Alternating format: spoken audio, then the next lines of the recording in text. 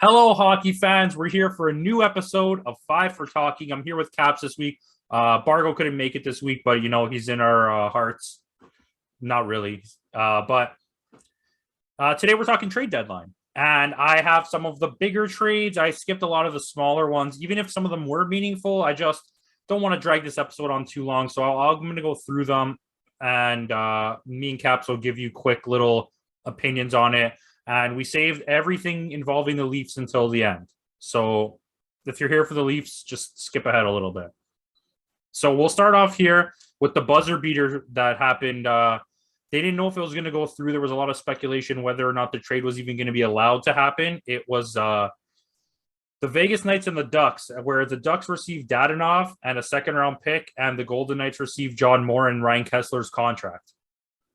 So I mean, for me, I think, sorry, that's good for the Knights. Dadonov didn't show up this season at all, and it allows them to put more salary in their injured reserve. And they're going to need it because once those guys start coming back, they're going to need the cap space. In the event that they may come back before the playoffs. There was speculation that I thought it got canceled. Yes, so it was apparently canceled, but then it got put through again. That's why, because it didn't pop up. It popped up for if anyone has the Score app in Canada, it popped up for 10 seconds and then it went away and it didn't come back until 5 hours later. That's crazy. Yeah. They would have been really screwed if that trade didn't go through, because that would have screwed up their cap space or to be compliant. But anyway, I think that helped them. So then, we'll go through this one here. So it was a three-way trade between the Hurricanes, the Blue Jackets, and the Panthers, where the Panthers basically got nothing. They got Korshakov and a 6th-round pick. The Blue Jackets got Horeshchuk. I don't even know who that is. And the Hurricanes got Max Domi and Tyler Inamoto. I think for the fact that basically nothing got traded and the Hurricanes add Max Domi, me, I'm not a Max Domi lover. But I mean, to have him as someone that you can freely use about your lineup as you need to, and he's not a main piece of your team, I think that's a good pickup. He plays on your top. He can play on your top 6. He can play in your bottom 6. That is a really good depth player for the Hurricanes going into the playoffs. It's definitely going to help them out. Yeah. So another really good trade, I think. I mean, a lot of people are saying maybe they gave up too much, but I don't think so. The Ducks and the Penguins. The Ducks got Raquel, and the Penguins got Raquel, and the Ducks got Aston Reese, Dominic Simon, 2nd-round pick, and Callie Klang, a goalie. I don't even know who that is either. But I think you gave up a 4th liner in Aston Reese and a 2nd liner in Simon. You don't really need picks. We all know Pittsburgh is so willing to dump their picks. For a guy that could be the piece you need. Is it groundbreaking, this trade? No, but I think it helps Pittsburgh. Pittsburgh, along with the other teams in the East, I think was under pressure to do something. Because the East is going to be incredibly competitive in the playoffs. Definitely helpful. I mean, I don't really have the stats in front of me. Yeah, I agree, but I mean, I should. Well, I mean, we know this generally from paper. I don't have any trades here where you're going to be like, this doesn't matter. But moving on, so New York made 2 back-to-back moves at one point. They made some good moves. They got Tyler Mott for a 4th-round pick from the Canucks, which I think that was great. That's a good depth pickup. And then they got Andrew Kopp, who was amazing in the start of the season, and he slowly kind of faded away for the Jets. They got Kopp and a 6th-round pick in that trade, and they gave up 2 conditional seconds, a 5th, and a Morgan Barron. And I think for New York, in terms of both of these trades, for what they gave up, they killed. And their team needed very little tweaking. I'm going to be honest with you. The Rangers are a lot better than people are giving them credit for. And they've played very well this season. They have 2 good goalies. They have a good defensive core. If Lafreniere and whatever his name is ever show up, they'll be a lot better of a team. Capo. That was the guy. Yeah, like Pittsburgh, I feel as though they need to do something to get competitive. I think this is And better than and, what Pittsburgh did. and yeah, I like the Andrew Kopp deal as a depth forward. I think they scored a big win on this one. Yeah. Okay. So let's get into some Avalanche news here. We'll start off with the big one. I'm not sure if we talked about this last week, but Josh Manson to the Avalanche. The Ducks got Hellison and a second round pick. That's a huge depth piece. I'm pretty sure we did. That doesn't really matter. Colorado also got Lehkonen from Montreal. I really like this one for Justin Barron and a second round pick. And they also got from the Sharks Andrew Cogliano for a fifth round pick, which Cogliano, like Max Domi, is a great piece to have just to have on your team. Like, you could use him however you want. He doesn't need to even play, but having him there, he has experience. He's fast. I think we talked about Landeskog last week and how they're going to need to fill in some spots. Their defensive core is going to be great going into the playoffs. They just improved so much. Yeah, I mean, all depending on Landeskog, I think it's fair to say that Colorado is in a better position this year than they were last year to make a run for the cup this year. So, you know. I think those were three solid moves for them.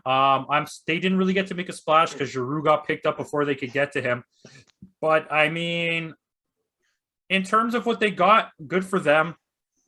Landeskog, the news came yesterday that he should be back for the playoffs. So good for that. So let's get into some Panthers news here. There's a lot of Panthers stuff. We'll go through this a bit slower. They got Ben Sherratt from Montreal for a first-round pick, a fourth-round pick, and Tyler Smilniak. I don't know how to pronounce his name. But I think that's a huge pickup for them, especially Ekblad should be back by the playoffs apparently as well. They might have gave up a little bit much, like a first-round pick for Ben Sherratt, but really, what's a Panthers first-round pick worth when they're in first place, basically? You know what I mean? Yeah, I think they did give up. I think they did give up a lot for Ben Sherratt, but I think it's they're all in this year. So I think they're just doing what they need to do to solidify a real shot at the Stanley Cup this year. Absolutely. I mean, think they did good. We talked about in the beginning of the year. I know you mentioned that you felt as though that the Panthers were the real contender in the East. Me and Bargo were still looking at Tampa. I still feel Tampa is still really good, still up there. But the only real reason why I said Tampa is because they've been there, they've done that. I like I told you, you cannot doubt Tampa. I'll never be able to doubt them, but I just see they have a lack of depth now. Yeah, but the Panthers, man, they're going to be tough. They're like Montreal last year, but times 5. Like, they're a team that's just built to demolish teams like the Leafs. That's exactly what they are. And time will tell, man. It. Yeah, we'll see. I mean, continuing on here, they got Robert Hagg, a nice depth defensive piece for a 6th-round pick. That's a good pickup. And then, of course, they got Claude Giroux, along with 2 other forwards. They don't even need to be named, a 5th-round pick. In return for the Flyers got Owen Tippett, a 3rd-round pick and a conditional first in 2024 or 2025. I think this is a huge L for Philadelphia. They just wanted anything they could get, and I don't know, man. I know he's a little bit older, but Claude Giroux has been there. He's been in the playoffs. He's been there with Team Canada. He is a good player. He's a solid center. Like, the fact that the Panthers have him now as well on top of Sam Bennett and Barkov, like, I don't even know. I don't have nothing to add as from before. It's just echoes what we were talking about. I think that's fair. So here, maybe the Flyers probably could have gotten more, but I feel like they felt like they had to do something, and I don't know. Maybe that was the best offer, but I don't know. I mean, I think the Flyers are going to be in a rebuild very, very soon. So I think so they're too. going to have to. Coming into this year on paper, their team looked pretty solid, and they slowly like moved what they could. It is what it is. The Lightning to me made a few moves, but I only took one out of this because I think it was a good move, and it's a guy I really wanted the Leafs to get was Nick Paul, and the Senators got Matthew Joseph and a fourth round pick, which decent return for the Senators. But Nick Paul's kind of having a rough year this year, but he's the type of guy, hardworking forward. He can score and he can dig in the corners. Still young, still has a lot of potential. He's going to be surrounded by really good talent to kind of bring him up a little bit, elevate his game. Tampa, like every year, would come deadline, just they would fill in these pieces. They would fill in these spots with pieces that just make them much better. So I felt as though Tampa just did what they always did in the last few years, and just added pieces for depth. And I think they're going to be great again. So moving on from that, Minnesota made a few moves. I'm just going to focus on these two. They picked up Jacob Middleton from the Sharks for Campo and a fifth-round pick. That's a nice depth piece. You got rid of space for your goalie because guess why? The next trade, you got Marc-Andre Fleury for a conditional second-round pick. In my opinion, the other Blackhawks trade, I don't remember who it was. I'm not going to go into this because I didn't want to make it too deep. They got a lot of picks, but the Blackhawks are a huge loser in this trade deadline. You got a conditional second-round pick for Marc-Andre Fleury, and it turns into a first if they make it to the finals, I believe. Blackhawks are going to have to eventually rebuild. They should already be rebuilding, but yes, yeah. I agree. I think for Minnesota, sorry, go ahead. No, please. Okay. All I was going to say is that the next piece they got to move is Taves, because the only guy you need to keep from this original team is Patrick Kane. You can't get rid of Kane. But there were like talks of actually getting rid of Kane. I know, and keeping Taves. I did hear that 100%. But let's talk Minnesota. They're deadly right now. Minnesota, Middleton, I think, is a depth defenseman that's going to be huge for them, and he makes under $1 million. Oh yeah, and that's huge. And they needed cap space because next year, this is the thing, they got to go for it now. This is why Bill Guerin did a good job. They got to go for it now because in the next couple of years, incrementally, it goes up for the contracts of Sutter and Parise with the buyouts. I think adding Fleury to your team just gives you a better chance to win. I mean, running with Talbot as a backup is a huge plus. I don't know. I think they're going to get split in terms of. I don't think so because Talbot has slowly fell off. Maybe, but Talbot has fell off a little bit lately. Minnesota is like the light version of Florida, the way that they're built.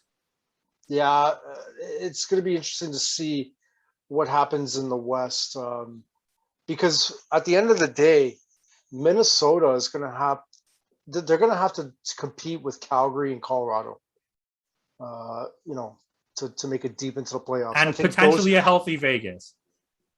Potentially. I think just Vegas has been off and on this year. If maybe Vegas needs to be with the fact that they had a lot of injuries, but they've been injured all year. If they get back to full health, they are arguably the best team in the West. But I don't know if I doubt that that's going to happen. Tom will tell, man. Yeah. And they're in a salary cap crunch too, right? With the sense that they can't even bring back some of those guys until this happens. Mm-hmm. Do you have anything else on that? Nope. All right. So I just wanted to mention this.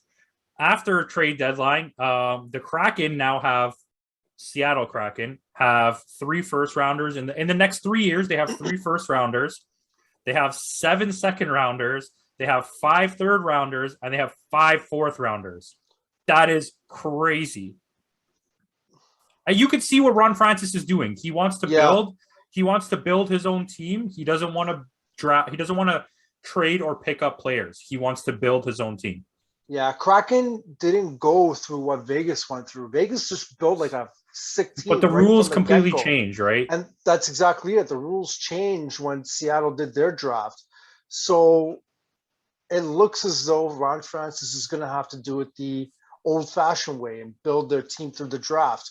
I mean, they got some pieces, but yeah, they're years away from being really, really good. So to pick up all these picks through trades is a huge win, I think, long term for Seattle. Hopefully, the fan base doesn't lose interest throughout the rebuilding years.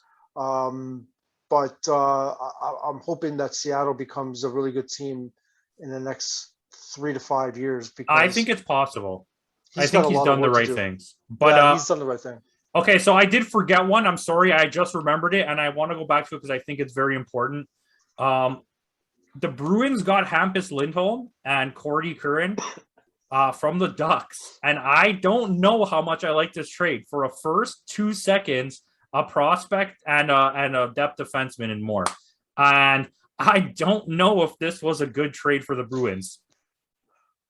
Yeah, I think they gave up a lot, but they, like all the other teams in the East, have to compete with those teams. But is I he think going to be the guy? He hasn't been that good this year. Yeah, I see where you're coming from, but it's just another piece. I get it. I get it. I mean, for the Ducks look like their future looks bright. Good for them. Yeah, I think they're getting ready for. I'm surprised Getzlaf didn't get any offers this year, right? I think Getzlaf wants to stay there. I think he requested to stay, and they're paying their respects to him. He won them a cup. Let's come on, like that team was really good. He was part of it. They were good for years. Okay, we'll move on to Leafs talk. Let's get this out of the way. The big trade of the day: Travis Dermott to the Canucks for a 3rd round pick, baby. Yeah, baby. Now you just got. I wish you got rid of Justin Hall, but I'll take it. Open up cap space. Hey, and in fairness to them, they did dump Hamannik's contract and replace him with a much younger guy who's playing better this season for like 1/5 of the price in Travis Dermott. So good for the Canucks on that. Yeah, it was just not going to happen with Dermott this year, especially with who they brought in. Oh, who did they bring in? He was not going to get any. He was not going to get any playing time, and going forward, it's like you have Liljegren and you have Sandin waiting in the wings to yeah, I agree. Get those spots. So, and the favoritism with Hall is next level. And I spoke about this. I heard it on a few different podcasts from big time hockey guys that they really favor Justin Hall for some reason, and he's gonna keep playing no matter how we feel about it. So I think they favor Hall because of his size, but he doesn't use it. Exactly. You just took the words straight out of my mouth. The problem is he doesn't use it to his advantage. The guy's 6'4". He's 6'4". Like, you know what I mean? Like, use that size, push people out of the way. I don't want to go into that. All right, let's get into this one then, baby, because we brought in a real captain, Mark Giordano, with a solid pickup of Colin Blackwell, which I like, for a 2nd round pick in 2022 and 2023 and a 3rd round pick in 2024. I think this is an amazing trade. I don't see Colin Blackwell getting any playing time. Well, he's right now he's projected in the 4th line on the wing. So who does he kick out? I don't know. He's playing with, I want to say it was with Spezza and Simmons. Okay. Maybe Kasha is not in the lineup because of... it could be, but I did see him in all the predictions for it. On line combinations, he was there as well. Yeah. Okay. But either way, let's talk about this. Mark Giordano, in my opinion, I'm not saying he's obviously not going to be the captain, but no, this is the most captain-like person you've had since Matt Sundin. And I know you don't even feel that way. So for you, arguably, Doug Gilmour. No. Sandin was a real captain. But I feel like the defensive skill that he still has, he has not declined defensively at all since his prime. Mark Giordano. No, his offensive skills declined. He still has a clapper. That could be because he was on a shit team. But he does have a hefty slap shot on a power play. You set him up. Yeah, but his defensive skills have stayed the same. And for me, this move was to give them some breathing space. From what I'm looking at is they're not going to have Morgan Riley playing 25 to 28 minutes a night. They're not going to have Brody doing the same thing. They're going to just even all this stuff out, especially when Muzzin comes back. Yeah. Hopefully, they are going to play even minutes. I'm thinking like there's going to be confidence in Keith onto his defensive core on who he can just like. And I think the leadership is brings so much. It brings so much, especially with that defensive guys. He can lead the defensive end. Right now, the way they're breaking up the lines, it looks like they have Giordano on the third line. But I'm assuming that when Muzzin comes back, you're going to have Giordano playing with Brody on the second line because he won the Norris with Brody, and I think Muzzin is going to take the third. He's going to take control of the third defensive unit with Sandin or Hall, whoever it is. Because I think Labushkin is his name. What's his name? Is him and Riley? I think he's like. I'm looking at the comments online. And everybody's like, "Oh, you should have made another move for a defenseman." They did. His name was Labushkin. I'm happy with it. You know what I mean? It's like he's already there, and they made a big move for Giordano. Like everybody's talking about, oh, they should have made a move for a goalie and a depth forward. You got to understand, they only have so much cap space. My thing is that the loss of Mrazek, I know he hasn't played amazingly in the recent games, but his overall record is not that bad. Yeah. I don't know if he'll get a lot of playing time. Who's going to back him up? I think Shalgren is going to stay there, and I think Shalgren is staying there. I agree. I don't think Mrazek is going to. I think come playoff times when you can run with 3 goalies on your roster, the Hutton is going to come up as the extra guy. Yeah, I don't know, man. Do they need another depth forward? I don't know. I don't think they do. I mean, I think Blackwell fills in the spot. I think he's okay. He's a solid guy. If you look up what he's done, he can handle that fourth line call. But adding Giordano into the mix allows the defense to do what they need to do to give and the fact that a chance to make a save. The fact that you got him without having to give up one of your big guys is crazy to me, which I really like that. And it allows you to still have that scoring touch. Giordano, to me, is going to come in with the same mentality that Spezza has. And I hope he doesn't come down to what Spezza had to do a few times, but he's the type of guy where he's going to fight to motivate the team. He's going to throw a big hit to motivate the team. He's going to yell at people on the bench. And but he's not going to play like he did in 2018. No, he won't. But you see the way Spezza plays sometimes where he gets angry and he tries to show the team this is what you should do. The problem is we've never had a guy like that on the defensive end. Do you understand? Like on offense, you have Spezza, but you have nobody for the defensive guys. Now you have Giordano. And I think that's a huge difference. I think eventually, like Bushkin and Riley are going to stay together. Muzzin Hall is going to be the third pairing, and Brody and Giordano are going to reunite as the second pairing. 100%. I have to say that. And they're just let them be. I think Muzzin and Hall are effective if they don't play over 22 minutes a night.